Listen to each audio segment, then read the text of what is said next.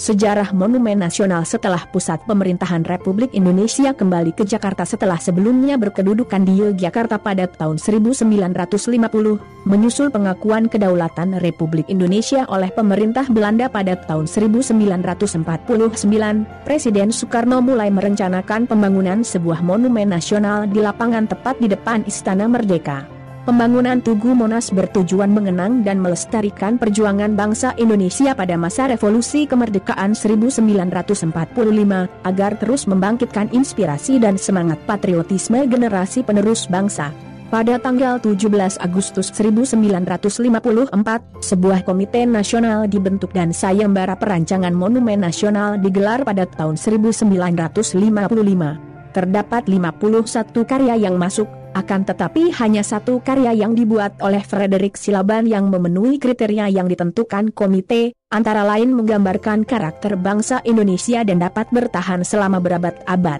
Sayembara kedua digelar pada tahun 1960, tetapi sekali lagi tak satu pun dari 136 peserta yang memenuhi kriteria.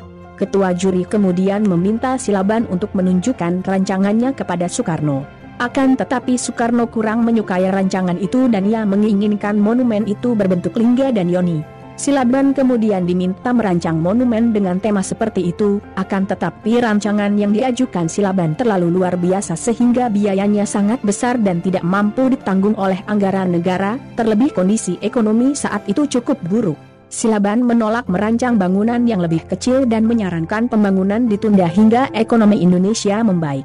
Soekarno kemudian meminta arsitek R.M. Soedarsono untuk melanjutkan rancangan itu. Soedarsono memasukkan angka 17, 8 dan 45, melambangkan 17 Agustus 1945 memulai proklamasi kemerdekaan Indonesia, ke dalam rancangan monumen itu.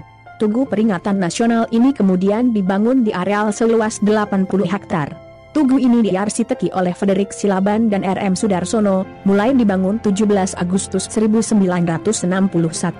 Sedikit sejarah singkat yang bisa kita ketahui tentang Monas.